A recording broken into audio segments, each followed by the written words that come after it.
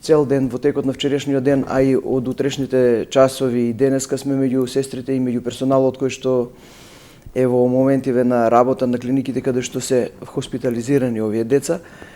и се трудиме да доставиме оброци, да доставиме да ги рехидрираме, да помогнеме колку што можеме за да можат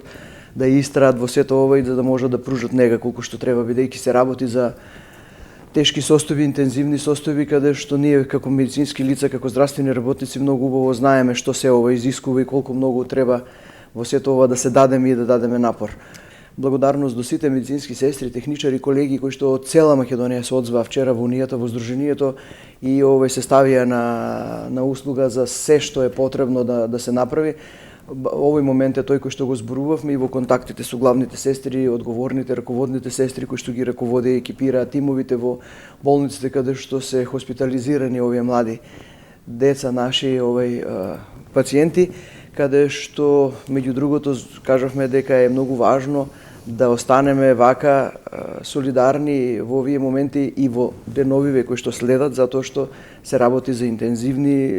лекувања, каде што мора екипите да бидат во доволен број со човечки ресурси, каде што сестрите ќе мора на таа сменска работа и на дежурствата да се менуваат. За среќа во текот на вчерашниот ден